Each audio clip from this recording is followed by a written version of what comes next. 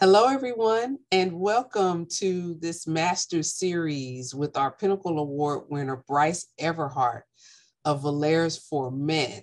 We are doing these series to let you know all about our Pinnacle Award winners, our past winners, and just to talk about how they got started in their industry, how they survived, how they made it, how they've grown their businesses, so we can share best practices with as many of our members as possible.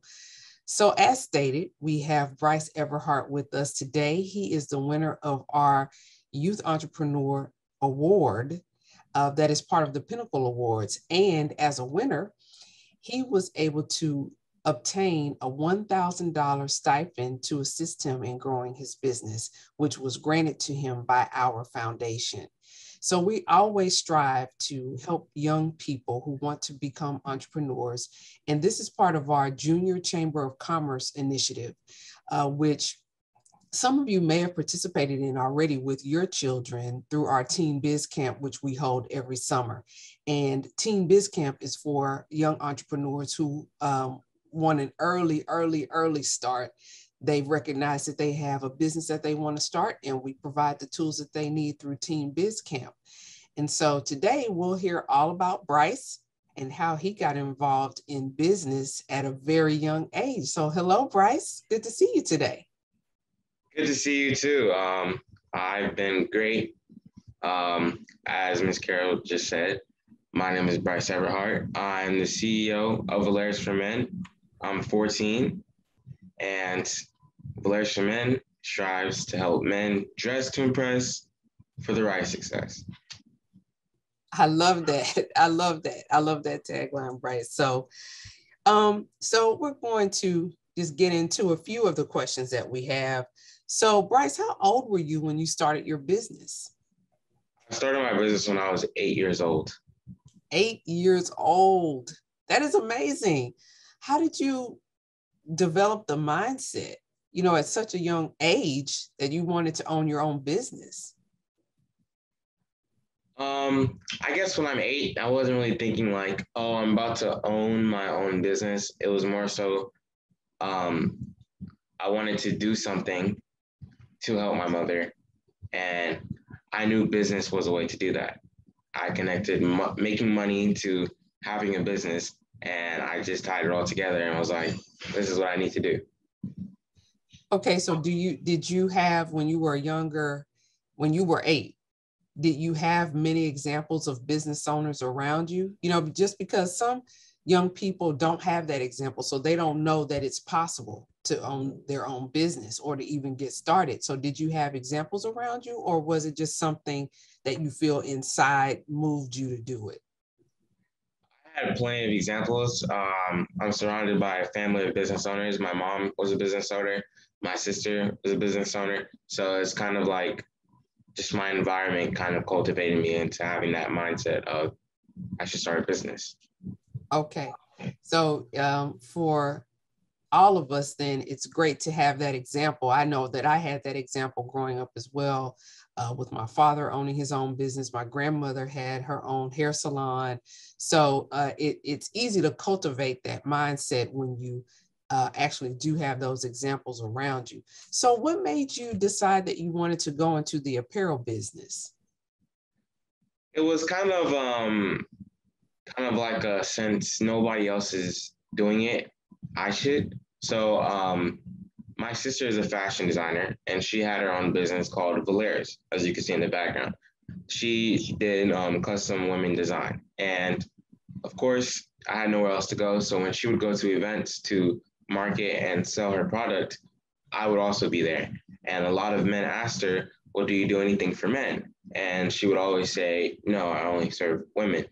And so that's whenever I came in and I was like, well, if I'm going to start a business, I know there's already a market, which is men, but I can't draw. So I do know how to make lapel pins. So I decided to take lapel pins, something I knew how to make, and I saw a market that needed me. So I took it. That's excellent. So you were able to determine the demand in the marketplace and then fashion your skill set accordingly to turn it into a money maker. So, your lapel pins are very stylish, very fashionable. And so being as young as you are, and even from the age of 8 until your current age of 14, how have you been received as a youth? Do you think that the marketplace has been receptive? What are some of the good things and some of the challenges, if any, that you've had in connection to your age? I would say challenges connected to my age. I wouldn't say they're more of a challenge. I would say they're more of like, all right, let me show you, let me prove you wrong in a sense. Because I guess the only challenge that I could say from being a youth entrepreneur is that I'm a youth. So a lot of people may undermine what I'm saying or not take me seriously. And that's just more motivation to show them that I'm still a business owner just like you. And we're in the same boat. It's just that I started a little bit younger, and that's about it. That's right, because your product speaks for itself. It doesn't necessarily, it's not worse just because you're young. And as I stated before, they're very stylish. So do you think your age has helped at all, giving you any advantages? I feel it gives a little bit more advantage because of the opportunities that I'm faced with. Since I'm a youth entrepreneur, I can go to, I guess you could say, regular entrepreneur events, and I can also go to youth entrepreneur events. So it's more of a wider market. I can do more with the title of being a youth entrepreneur. Yeah. Do you find that older people in business embrace you because you're showing promise and interest in being an entrepreneur? I think that's also a big factor. Mm-hmm. So, all of us have had to deal with COVID. We've each had our challenges with regard to COVID, and there's reports of many of our businesses, African-American owned businesses, closing in the very early stages, between the months of February and April with regard to the pandemic. Can you share with us how you've made it through the pandemic so far and what adjustments you've made to your business? I would say that the pandemic, it hurt a lot of people because it's kind of like it was such a big change and it happened all so quick. It's kind of hard for people to just predict that change in business. It's just happened. And I think that also happened to me. So I was kind of at a standstill for a moment, but I took a lot of classes and I started doing more research and I learned how to pivot. And so I started doing social media marketing and started more so leaning towards social media because that's where the market was going. And it was kind of challenging for me and kind of still is challenging for me because I've always been more of like an in-person type of person, shake your hand, look you in the eye, because that's just my foundation, I guess. So switching to social media, even though I'm in a social media generation, it was kind of still like a big switch to me. Mm-hmm. So have you been able to think of a way to make that online experience a little more personal for your consumer, since you are a social person and you like to shake hands and have conversation? Have you been able to figure out a few ways to bring that warmth to your social media platforms? I have an idea of what I could do. I'm still waiting to implement it, but versus getting that personal custom experience, which I was known for, I try to do it by having calls with my customers. So versus you just going online and buying all my stuff, I try to make it a little bit more personal. You can call me and I can come up with, we can really brainstorm because it's more of like a custom interaction between just me and you, and we can make it that. Mm-hmm. Even if we can't meet in person. Mm-hmm. Now that's a really good pivot point, because there are, even before the pandemic, there were retail outlets that had their merchandise for sale online. But it sounds like you've added a personal touch to it that I think will probably drive a lot of customer loyalty even though your products are online, because you've built in that human component that, a lot of us miss online, quite frankly. I know that I still enjoy going to the mall and shopping. I like to have that personal experience. So that's excellent that you would take the time to speak to your customers like that. And speaking of, can you let us know what articles of apparel you have as part of your line for men? I sell bow ties, pocket squares, lapel pins, and I even have my own custom tie. And I recently started adding socks with my accessories. Excellent, excellent. Okay, so with regard to the accessories, who's your demographic? Like, how did you determine your target market? We talked earlier about, you're seeing kind of a space there that you could fulfill as far as men are concerned. But, I think that it takes a certain type of man to wear the lapel pins like the ones you have on right now. And, the socks. And I know that those have, kind of a special look to them, I'm sure. So have you kind of carved out your target market? And who would you say that market is? I would obviously say my target market has to do with men because I sell men's accessories. And it would, to narrow it down more, it would be men in business, because regardless of what business you're in, you always want to make a great first impression. So when you're a man in business, wearing a suit and tie with a lapel pin and even a pocket square will go a long way in just giving you a great first impression. So I would say men in business. Mm-hmm. And I'm a woman, Brice, so I don't think I really know these things, but um, how, I guess, as far as men are concerned, there are men who pay more attention to fashion than other men. And so would you say that men in business, tend to want to be a little more fashionable than men who are not?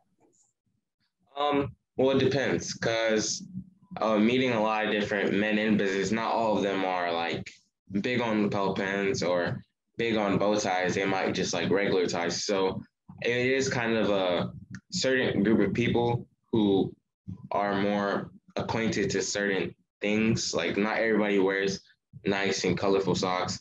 So it is kind of a market within the market. But I would say that majority of men in business have some sort of, how do I say, style when it comes to, they're either the guy in polos and khakis or they're the guy in a suit. And I guess I would target more of the guy in a suit. But I try to get everybody because it's really, I feel like you can express yourself a lot through clothing. So with the ability of taking suits and different men's accessories, you'll have a lot more ability to express yourself. Yeah, and that sounds like a great selling point, when you're looking at your product is, this is a way for you to express yourself in a very professional way and still be fashionable. So, when you're thinking about your business plan, especially in this apparel business, what did you seek to accomplish? Like, what do you think your major goals were? I know you said that you wanted to help your mom, but as far as sales, as far as growth in your business, what do you think your maybe 3 to 5 year goals were? Well, I could say one of my goals was, it's kind of a big goal, but I still think that it's very obtainable. I want one of my goals to be to really push the fact that a lot of people know that a first impression is a lasting impression, but not a lot of people use that on a daily to-day basis. So I know that my generation looks up to the generation before it. And if that generation isn't setting that example, then my generation can't see that and they can't cultivate that that lesson, pretty much, that a first impression is a lasting impression. Because in order to see it, in order to believe it, you have to see it. And targeting the men's market and letting them know that a first impression is a lasting impression, and instilling that in my generation is a big reason why I do what I do. Yeah, I hear you. And those goals are very admirable. Do you see yourself expanding at all? Like, what other business ventures, what other ideas do you have? I know that you're always probably thinking of something new to do. So, what do you have going on that we should know about? There's going to be something coming, I can say that much. And it will be a little bit different from what you're used to, Brice Everhart in a suit. I will more so be speaking, because I feel like as a youth and we're going through everything and everybody's inside, it's just limited our voice more. Because before we were able to go out and go to different events, now it's kind of all online, and it's not all accessible to all youth voices. You know, not everybody has a computer or has a phone to be accessible to them. So I really think that I need to start speaking up. You know, it's really that time, because the world is going through a lot, and it's time for leaders to pretty much come to the scene and really show this is what we see. This is the problem. And instead of just dwelling on the problem, here, I'm the solution. So let's get things to go. You know, I think that's admirable as well. And I think that it's sometimes a little bit daunting when you're a youth and you have these great ideas, but you have to convince adults to listen and to hear and to consider. So I commend you on what you're going to be doing next. And just to circle back around to business, I know that you've had to deal, I mean, your whole just about world is interacting with adults to do deals, to close deals, to, you know, for distribution and other things. So how have you been able to navigate those waters? Have you had support from your family? Do you have an attorney, you know, representation? Have you had those conversations yourself? Can you elaborate a little bit on that? I think closing deals to me is kind of like, it's sort of like a relationship.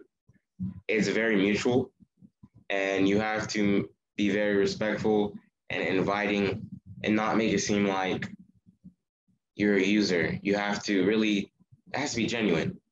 So one thing I like to do when I'm closing a deal is be very genuine, because that's how I feel about the deal that I'm closing. You're kind of, not everybody has to donate or purchase one of my products, but in the act of them doing that, they're being genuine to me, knowing that I'm going to be genuine to them back. So I have to reciprocate. And that's part of how I close deals. And really, at the end of the day, they're coming to me with a goal in mind of, I want to dress to impress. That's their goal.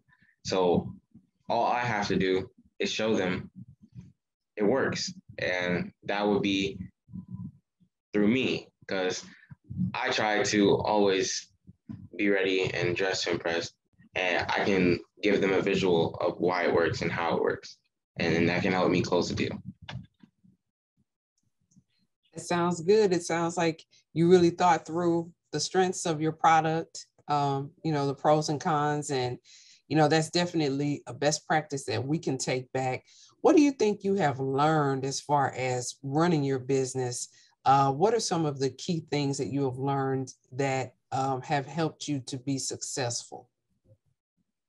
I would say there's a couple, you know, when you're in business, you learn a lot, right? We all know that you learn more than just the the first greeting and all these different things. You learn some very fundamental things for your life, because a lot of the time in business, whatever you learn there, you can apply it to your life. You can take that lesson and apply it. So I think a couple lessons that I've learned is, one, being disciplined, because being a business, having a business isn't easy. It's going to be days where you're like, I don't really need to do this. It's not worth it. It's not always going good. So you're like, well, if it's not going good right now, I don't see it getting better in the future. But one of the biggest things is having that discipline to keep going, because there's not always going to be motivation for you to look at and be like, this is my motivation to keep going. Sometimes you just have to get up and do it. And that's one of the things that I learned, and it's been very beneficial in pursuing other goals of mine. Another thing that I learned is communication is very important. Communication with just talking to people and networking with people, you can apply that to a lot of different things. And then last thing that I probably learned from business is having a good mentor is also very helpful. And not just one. You need several mentors, because when it comes to business, it's not just about your business. You may need a mentor. You may just need a mentor personally. And that can be very beneficial, just allowing you to, especially as a youth entrepreneur, allowing you to be vocal to somebody else and letting them hear your thoughts and giving you their opinion on it. And without it being some sort of encounter, it's just something genuine. Having a mentor is very good. Yeah, I agree with you, because there is big benefit in having a host of mentors on different levels, not just business, but also in life. So I totally agree. And I'm sure you get asked this question a lot, but what advice would you give to a young person who wants to start their own business? I get asked this a lot, and like you said, I try to switch up my answer every now and then, so it's not the same thing. But really, I think the biggest advice you can give to anybody starting a business, young or old, but if I'm going to speak on young, is try to enjoy your youth. As much as starting a business is not going to be a walk around the park, make sure that you're able to enjoy your youth while you have it, because I learned this like through this COVID epidemic. You really have to enjoy what time you're giving, because you only have 18 years of being a child, and the rest of your life you have being an adult. So if you pressure yourself in those 18 years, the rest of your adult life is not going to be fun. And life is supposed to be fun. You're supposed to live, not just be alive. So enjoy your youth. And then also, while you're enjoying your youth, be productive, because that's a trait that you're going to need after your youth. So if you learn it in your youth, it's going to become instilled in you, and you'll be able to be productive in whatever else you do when you become an adult. And that's, I guess, what I can say. If you're going to become a youth entrepreneur, keep those two things in mind. So can you give us examples? I mean, those are very good points. And, those of us who are watching, who are grown, can benefit from that.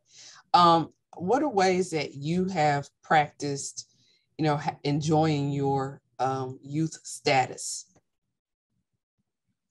I would say enjoying my youth status, I try to balance out the amount of time that I spend focusing on business, school, family, with the amount of time that I spend just being a child. Because as much as I would like to consider myself a teenager, every now and then you're going to reminisce and be like, well, I still want to, because the older I get, I'm only 14, but I'm starting to realize I'm going to have a lot of responsibilities in the next 4 years. So practicing enjoying my youth, it'll just be going outside, riding my bike, or playing video games. I don't really play them anymore, but watching TV, or just doing these things that I still have the time to do without any stress, and enjoy it, because time's ticking.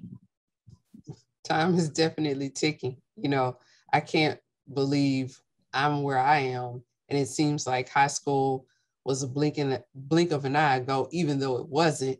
You know, there are still some things that I can remember like they happened yesterday. So time certainly does fly. It certainly does fly.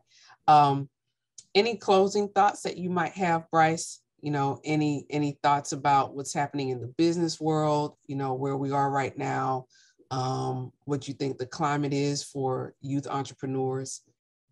Any closing thoughts?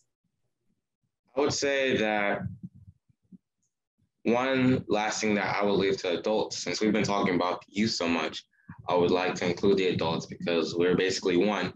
You know, we come from one another. You adults have been youth once. I would say check on the youth because a lot of times adults are too cooped up in their own world when realizing whatever they're doing right now is going to be setting up my generation.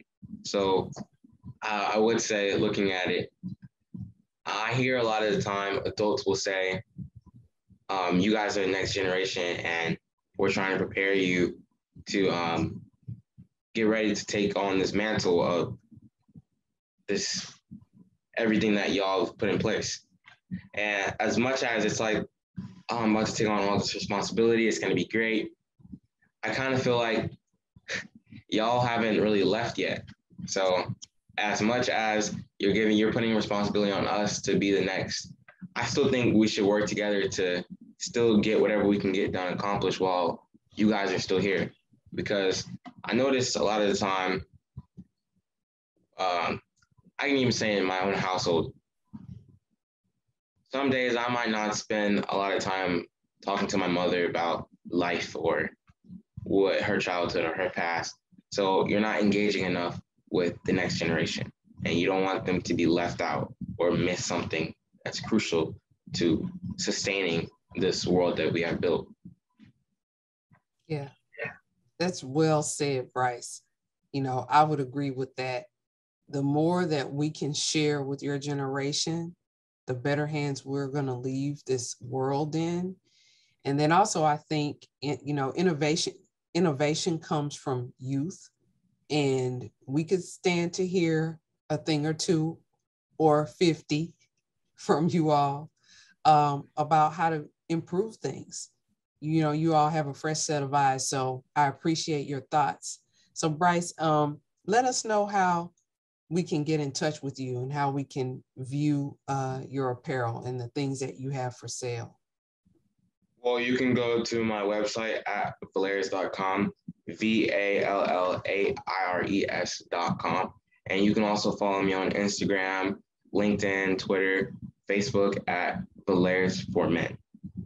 Again, VALLAIRES for Men, FOREMEN. Oh, FOR. Yeah. Yes. FOR, not the number 4, but FOR. Yeah. Exactly. Okay. Well, Brice, thank you so much for visiting with us today and for sharing your heart, sharing your business success tips, and especially for representing our community so well at such a young age. And so everyone, thank you for joining us today. Just want to leave you with a few things. Please look out for our Procurement Expo, which is coming up on September 10th. It will be an online event, so we hope that you will join us. It's going to be an out-of-the-box experience, not a typical Procurement Expo, but we're going to be talking about some of the things that are happening now, but really the emerging industries that we should be taking advantage of and looking at even now. And then also, the Pinnacle Awards, save the date for October 23rd. We will have our 27th annual Pinnacle Awards, and you'll be able to see all of our winners and root them on, and even see how you can become a Pinnacle Award winner in the future. So again, thank you for joining us today. And if you're not a member, please become a member today. You can join at www.ghbcc.com/membership. Again, ghbcc.com/membership. We look forward to having you in our family and looking forward to helping you to grow and sustain your business, just as we have looked forward and enjoyed working with Mr. Brice Everhart of Vallaires for Men.